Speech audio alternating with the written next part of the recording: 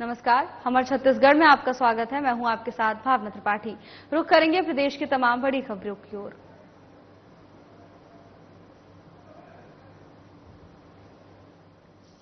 मुख्यमंत्री विष्णुदेव साय ने कवर्धा जिले में ग्राम लोहारीडीह में 15 सितंबर को शिव प्रसाद साहू की मृत्यु के उपरांत घटित आगजनी में रघुनाथ साहू की मृत्यु की दुर्भाग्यजनक घटना के मजिस्ट्रियल जांच के निर्देश दिए हैं।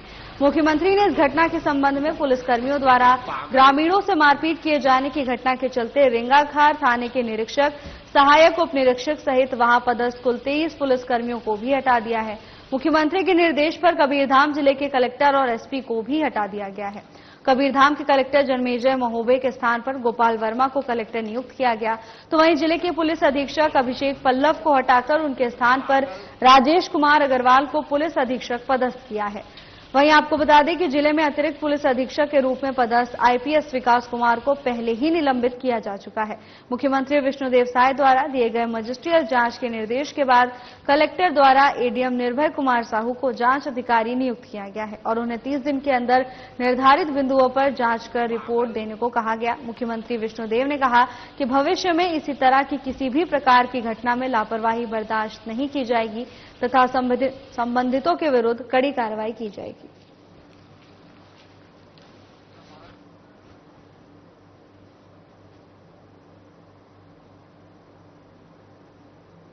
उप मुख्यमंत्री अरुण साव ने आज अपने निवास स्थान में पत्रकार वार्ता को संबोधित किया। इस दौरान उन्होंने अपनी अमेरिका प्रवास को लेकर के विस्तृत जानकारी दी। उन्होंने कहा कि 9 सितंबर से 18 सितंबर तक अमेरिका यात्रा हो, जिसमें पुल निर्माण की तकनीक, अधोसंरचना निर्माण की तकनीक, क्या क्या तकनीक विदेश में इस्तेमाल होती है, इस पर जानकारी मिली। किस तरह से वहां पुल का निर्माण होता है। उन्होंने कहा कि वहां पर अधिकांश पुल स्टील के बने हुए हैं, उसे बनाने में कम समय लगता है। साथ ही उन्होंने कहा कि वहां रहने वाले छत्तीसगढ़ के लोगों से भी मुलाकात हुई, छत्तीसगढ़ में क्या चल रहा है उस पर बातचीत की। उन्होंने बताया कि न्यूयॉर्क से वॉशिंगटन तक सड़क मार्ग से दौरा किया, बहुत कुछ सीखने को मिला। आने वाले दिनों में हम छत्तीसगढ़ में भी ऐसी तकनीक से सड़कें बनाएंगे जिसका लाभ छत्तीसगढ़ को भी होगा।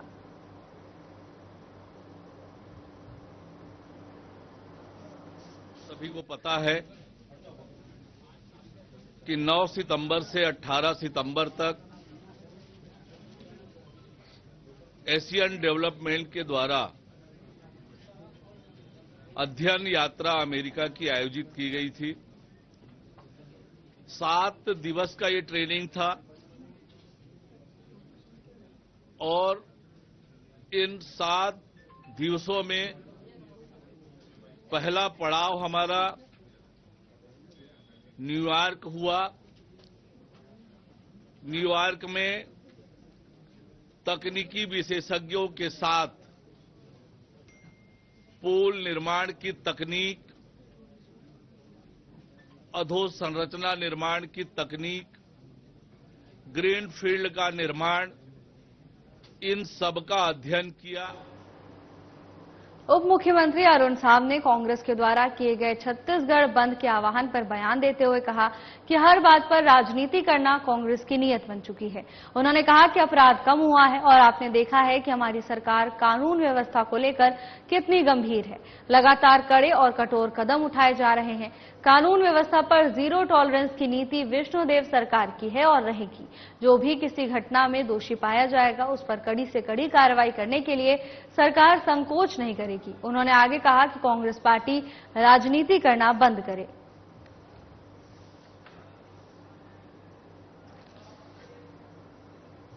कांग्रेस की आदत रही है, हमने बार बार आंकड़े प्रस्तुत किए हैं कि अपराध कम हुआ है और आपने देखा है कि हमारी सरकार कानून व्यवस्था को लेकर कितनी गंभीर है। लगातार कड़े और कठोर कदम उठाए जा रहे हैं। कानून व्यवस्था पर जीरो टॉलरेंस की नीति विष्णुदेव साय सरकार की है और रहेगी। जो भी किसी भी घटना में दोषी पाया जाएगा उस पर कड़ी से कड़ी कार्रवाई करने के लिए सरकार संकोच नहीं करेगी। कांग्रेस पार्टी राजनीति कैबिनेट की बैठक में रिक्त पदों की भर्ती के फैसले को लेकर उप मुख्यमंत्री अरुण साव का बयान सामने आया, जिसमें उन्होंने कहा कि नौकरियों का विषय लगातार सरकार की प्राथमिकता रही है। छत्तीसगढ़ के नौजवानों को लगातार अवसर मिल रहे हैं, वो आगे बढ़ सके उसके लिए सरकार लगातार काम कर रही है। आगे भी हम भर्तियां निकालेंगे। पीएसजी में भी पदों की स्वीकृति हमने ले ली है। सरकारी नौकरियों का विषय है, लगातार छत्तीसगढ़ के नौजवानों को अवसर मिले, वो आगे बढ़े, इसके लिए सरकार लगातार काम कर रही है और आगे भी लगातार भर्तियां निकालेंगे। पीएचई में भी पदों की स्वीकृति हमने ली है, उस पर भी भर्ती की प्रक्रिया करेंगे। अन्य विभागों में भी जो रिक्त पद है उनकी पूर्ति की प्रक्रिया हमारी सरकार तेज गति से कर रही है। कवर्धा हादसे पर एसपी और कलेक्टर के ट्रांसफर आदेश जारी करने को लेकर उप मुख्यमंत्री अरुण साव का बयान सामने आया, जिसमें उन्होंने कहा है कि सरकार की सर्वोच्च प्राथमिकता का हिस्सा कानून व्यवस्था रही है। इसके लिए सरकार कठोर से कठोर कदम उठा रही है और लगातार उठती हुई आई है। सरकार के सभी फैसले आपके सामने हैं। अगर आगे भी कोई बड़ा निर्णय करना पड़े तो सरकार उससे भी परहेज नहीं करेगी।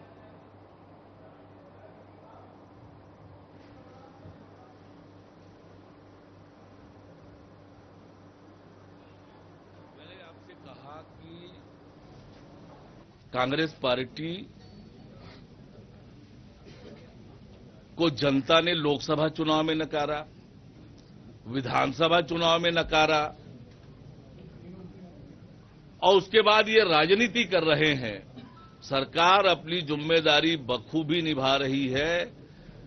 कानून व्यवस्था सरकार की सर्वोच्च प्राथमिकता का हिस्सा है। गृह मंत्री जी जेल गए हैं मिलने के लिए, इसमें भी उनको तकलीफ। प्रदेश के मुख्यमंत्री विष्णुदेव साय के निर्देश पर प्रदेश के दो उप मुख्यमंत्री अरुण साव, विजय शर्मा, राजस्व मंत्री टंकराम वर्मा, पंडरिया विधायक भावना बोहरा सहित साहू समाज के वरिष्ठजन कबीरधाम जिले के ग्राम लोहारीडीह पहुंचे। उप मुख्यमंत्री अरुण साव ने लोहारीडीह निवासी मृतक प्रशांत साहू के घर पहुंचकर उनके परिजनों से भेंट की और घटना पर राज्य सरकार की तरफ से अपनी गहरी संवेदना प्रकट की। उन्होंने मृतक प्रशांत साहू की माता को 10 लाख रुपए का चेक प्रदान किया। वहीं उप मुख्यमंत्री विजय शर्मा के निर्देश पर प्रशासन ने लोहारीडीह में ग्रामीणों के घरों में सूखा राशन सामग्री, दाल, तेल, आलू, सोयाबीन, बड़ी सहित अन्य आवश्यक खाद्य सामग्री का पैकेट का वितरण किया जा रहा है। उन्होंने कहा कि गांव में स्थिति सामान्य होने तक ग्रामीणों को विशेष ध्यान देने की जरूरत है। मेरी कई बार मुलाकातें हो चुकी हैं। अब निष्कर्ष निकालना कोर्ट का काम है, कोर्ट में निष्कर्ष निकलेगा। महसलन मैं इतना जरूर समझ रहा हूं अभी कि चाहे कोई भी परिवार हो, पहली बार में आप शिव प्रसाद का विषय लें, दूसरा आप रघुनाथ जी का विषय लें, तीसरा आप चाहे प्रशांत जी का विषय लें, कोई भी विषय हो, सब दुखद है। परस्पर कुछ वैमनस्यता, कुछ विवाद का कारण भी इसके पीछे है, पूरा गांव जानता है। जो भी हुआ है सब दुखद है, ऐसा नहीं होना चाहिए। यहाँ पर रघुनाथ जी का घर भी हम लोग देख के आए हैं, भयंकर तरीके से जला है, भयंकर तरीके से हत्या हुई है, आगजनी हुई है। उनकी पत्नी भी लगभग, पूछा डॉक्टर से मैंने, तो 60-70% जल चुकी हैं। ये स्थिति है। क्या लगता है इस घटना के आगे पीछे जो है किसी का हाथ होगा या किसी नहीं, वो जो विवाद पहले चलता रहा है उसके कारण है। साल भर पहले की बात भी गांव वाले बता रहे थे कि एक और ऐसी घटना हुई थी जिसमें कोई और घर जल गया था, परंतु उस पर उस समय पक्ष विपक्ष सोचकर कार्यवाही नहीं की गई थी। और इसी का परिणाम है, इसी की परिणति है। जब एक बार कुछ घटना होती है, उस पर पुलिस संजीदा होकर कार्यवाही नहीं करती है, तो फिर वो घटना बाद में बड़े रूप में परिणित होती है। ये 100 बार देखा गया है। ये बहुत सारे अध्ययन का निष्कर्ष भी है। तो नहीं पिछली बार किया गया था, अगस्त बता रहे हैं, अगस्त 2023 की बात है, नहीं किया गया था। तो इसलिए वह भी बड़ा विषय है इसके। इस गांव में एक चीज खुलकर सामने आई है कि राजस्व को लेकर के विवाद बढ़ा है। राजस्व मामले को, हाँ, मैंने परिवार ही है लगभग एक पूरा, ऐसा है। समाज तो एक ही है, गांव में परिवार भी लगभग है। तो विवाद ऐसे ही एक दो विषयों को लेकर के बढ़ा है जो बहुत आगे बढ़े। सारंगपुर में बीते 17 सितंबर को हुए हत्या का पुलिस ने खुलासा किया है। 72 घंटे की कार्रवाई करते हुए सारंगपुर पुलिस ने सलमान अली की हत्या के केस को सुलझा लिया। मिली जानकारी के अनुसार आपको बता दें कि सिविल अस्पताल के सामने 10 वर्षीय मासूम बेटे के सामने उसके पत्रकार पिता को बाइक सवार 3 लोगों ने गोली मारकर हत्या कर दी थी। तीनों आरोपी मोहल्ले के ही रहने वाले थे। वहीं शुक्रवार को गहरी जांच के बाद पुलिस ने वारदात के तीनों आरोपियों को गिरफ्तार कर लिया। सलमान अली के मर्डर को लेकर एसपी आदित्य मिश्रा और एडिशनल एसपी कुमार शर्मा ने स्पेशल टीम गठित कर मामले का खुलासा किया।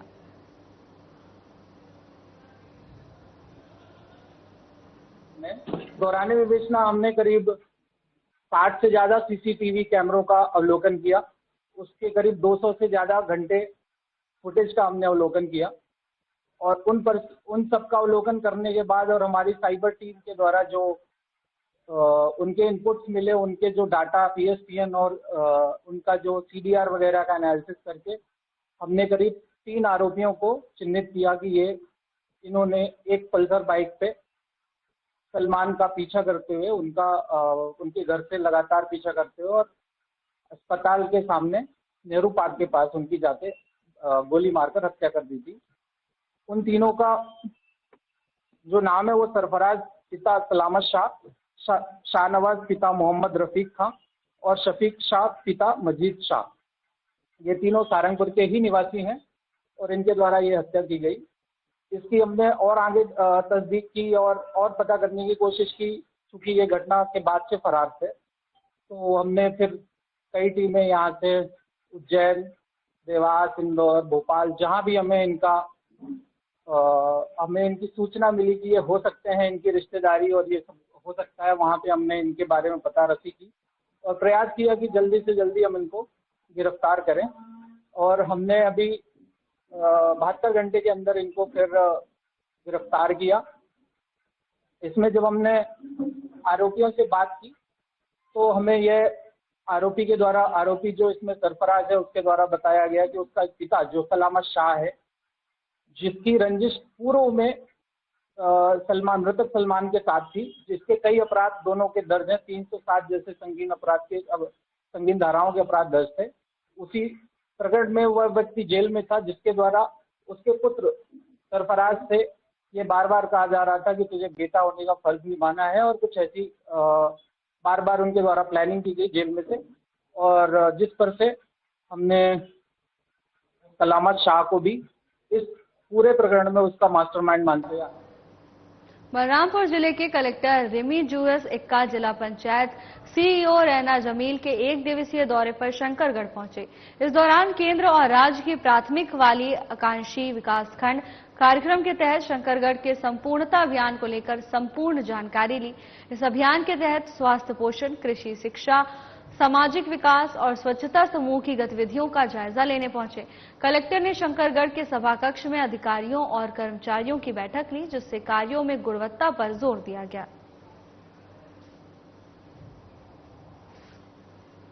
आकांक्षी ब्लॉक है और तकरीबन 1 साल लगभग होने को आ गया है। संपूर्ण अभियान की जो शुरुआत हमने किया था नीति आयोग के निर्देश के अनुक्रम में, वो 3rd मंथ में हम चल रहे हैं। सितंबर के एंड में ओवरऑल उसका पूरा डाटा, फाइनल डाटा हम भेजेंगे। तो एक समीक्षा आवश्यक था इस लेवल पे, इस ब्लॉक के लेवल पे। तो क्षेत्र भ्रमण के साथ में एक ब्लॉक लेवल के अधिकारियों को थोड़ा सा डाटा के परीक्षण के साथ में गुणवत्ता को भी देखना था। इस कारण से क्षेत्र भ्रमण के बाद में यहाँ पर बैठक रखी गई। क्या क्या इसमें अंतर्गत काम हो रहे हैं सर? अभी क्या बाकी है? एजेंडा वही है, शिक्षा विभाग के हैं, महिला बाल विकास के हैं, हेल्थ के हैं, एग्रीकल्चर सेक्टर के हैं। जो आकांक्षी ब्लॉक के 39 इंडिकेटर्स हैं और संपूर्ण अभियान में 6 इंडिकेटर्स हैं। और संपूर्ण अभियान में लगभग 100% पिछले 2 महीनों में भी रहा है। इस महीने में चूंकि पूरे महीने का डाटा भी नहीं आया है, थोड़ा सा गैप है, तो उसी को उस तरीके से तैयारी करके गैप को पूरा करने के लिए बताया गया है। बाकी जो आकांक्षी ब्लॉक में और गुणवत्ता कैसे ला सकते हैं, जैसे कि जिले में जो भी 39 इंडिकेटर्स उस पर अच्छे परिणाम परिलक्षित हों, उसके लिए सभी विभाग के अधिकारियों को बताया गया है। कोरबा के प्रोजेक्ट और चालू प्लांट में स्थानीय महिलाओं को रोजगार देने को लेकर बालको ब्लॉक की स्थानीय महिलाओं ने आवेदन सौंपा है। बालको के नया प्रोजेक्ट और चालू प्लांट में महिलाओं को रोजगार देने की मांगों को लेकर बेरोजगार महिलाओं ने बालको थाना में अपना आवेदन दिए। बेरोजगार और स्थानीय महिलाओं का कहना है कि पिछले प्रोजेक्ट और चालू प्लांट में महिलाओं को रोजगार दिया जाता था, लेकिन आज बेरोजगार महिलाओं की अनदेखी की जा रही है। अगर बेरोजगार महिलाओं को बालको प्लांट के प्रोजेक्ट में रोजगार नहीं दिया जाता है तो बालको प्रबंधन के खिलाफ धरना प्रदर्शन किया जाएगा, जिसकी समस्त जिम्मेदारी बालको प्रबंधन की होगी।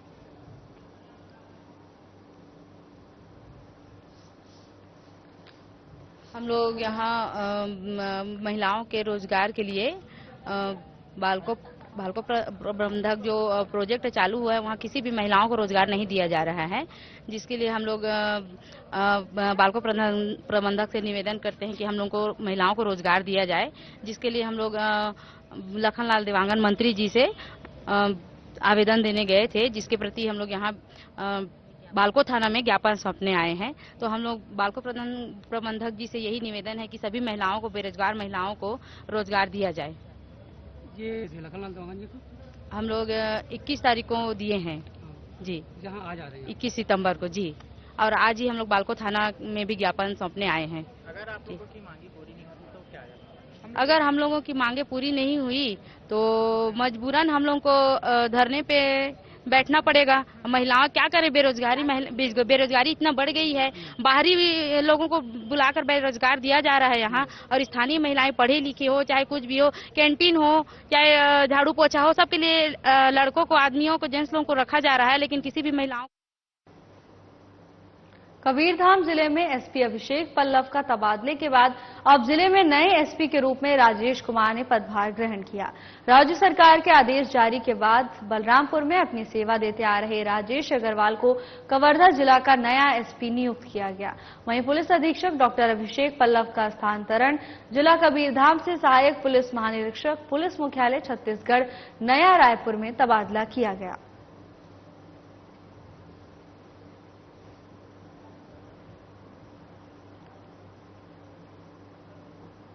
महासमुंद जिला प्रशासन के निर्देश पर रेत के अवैध भंडारण और परिवहन के मामले में राजस्व और पुलिस विभाग ने संयुक्त कार्रवाई की। इस दौरान 2 ट्रक और एक चेन माउंटेन जब्त किया गया है।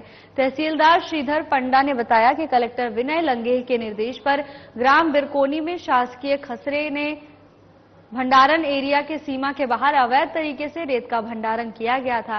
मौके पर परिवहन करते 2 ट्रक पकड़े गए हैं, जिससे तुमगांव थाना पुलिस के सुपुर्द कर दिया गया है। साथ ही एक चैन माउंटेन भी मौके पर पकड़ा गया, जिसे मौके पर ही सील कर दिया गया।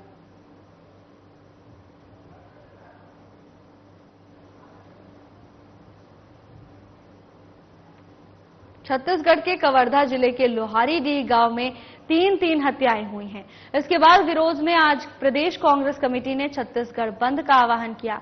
मामले पर पूर्व मुख्यमंत्री भूपेश बघेल का बयान सामने आया, जिसमें उन्होंने कहा है कि लोहारीडीह गांव में 3 हत्याएं हुई हैं। मामले ने पूरे प्रदेश को झकझोर कर रख दिया है। उन्होंने कहा कि जेल में बंद कैदियों के साथ दुर्व्यवहार किया जाता है, लोगों को मारा पीटा जा रहा है। कवर्धा में स्थिति बदतर हो गई है, जिसके कारण छत्तीसगढ़ प्रदेश कांग्रेस कमेटी ने बंद का आह्वान किया है, जिसका संदेश जनता तक पहुंच चुका है।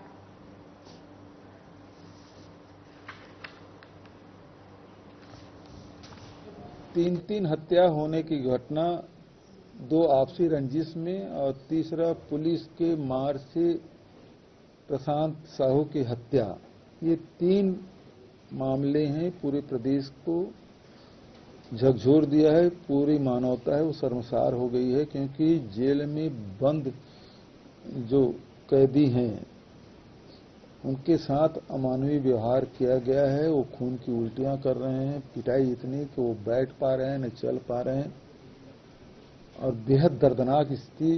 चाहे जो दुर्ग जेल में महिला बंदी हैं उनकी बात कहें, चाहे कवर्धा जेल में जो पुरुष बंद है उसकी बात कहें। इस बात को लेकर प्रदेश कांग्रेस कमेटी ने बंद का आह्वान किया था और बंद सफल रहा।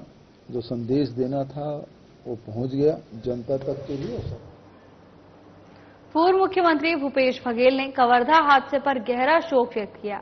उन्होंने कहा कि पहले सरकार ये मानने को तैयार नहीं थी कि वहां पर आत्महत्या नहीं हत्या की गई है, लेकिन अब सरकार ने मान लिया है कि ये सरकार की नाकामी है। उन्होंने बताया, हमने जेल जाकर कैदियों से मुलाकात करनी चाहिए, लेकिन हमें रोक दिया गया।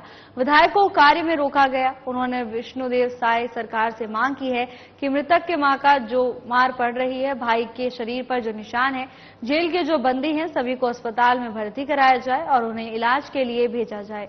अंदरूनी चोटें भी हो सकती हैं, पूरी बॉडी का चेकअप हो। साथ ही उन्होंने इस पूरे मामले की न्यायिक जांच होने की भी मांग की है। परिणति रही कि एसपी, कलेक्टर, डीएसपी सब हटाए गए और रेंगाखार के पूरे स्टाफ को बदल दिया गया। सरकार की तरफ से पहले तो इसे आत्महत्या की घटना बता रहे थे, लेकिन अब सरकार ने स्वीकार कर लिया कि ये सरकार की नाकामी है और उसके चलते ये घटना घटी। इसमें 2-3 बातें हैं जिसे मैं कहना चाहूंगा। पहली बात तो यह है कि जो हम लोगों ने प्रयास किया था कि कवर्धा जेल में जाके लोहारीडीह के लोगों से कवर्धा जिला के गांव लोहारीडीह में हुई घटना को लेकर प्रदेश कांग्रेस कमेटी के आह्वान पर सुकमा जिला बंद पूर्ण रूप से सफल रहा। वहीं प्रेस विज्ञप्ति में प्रदेश कांग्रेस सचिव दुर्गेश राय ने कहा कि जिस तरह से गृह मंत्री के विधानसभा में हुई घटना ने पूरे प्रदेश की कानून व्यवस्था पर प्रश्न चिन्ह लगा दिया, आज जिस तरह से प्रदेश में घटना घटित हो रही है, सरकार का कानून व्यवस्था पर कोई नियंत्रण नहीं है। आज पूरा प्रदेश अपराध प्रदेश बनकर रह गया है।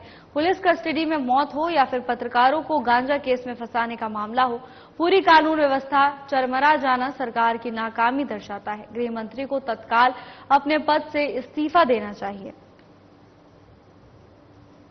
के निर्देश अनुसार पूरे छत्तीसगढ़ में बंद का आह्वान किया गया। उसी दरमियान सुकमा जिले में भी कवर्धा कांड को लेके जो गृह मंत्री का जिला है, गृह मंत्री का विधानसभा है, वहां इतनी बड़ी घटना हुई जहां पुलिस कस्टडी में निर्दोष साहू समाज के 2 लोगों की मृत्यु हुई है पुलिस कस्टडी में। और बहुत बड़ी दुर्भाग्य की बात है कि जो गृह मंत्री का जिला होते हुए वहां पे आम पब्लिक सुरक्षित नहीं है, तो पूरे प्रदेश की सुरक्षा व्यवस्था पे कहीं न कहीं प्रश्न चिन्ह लगता है।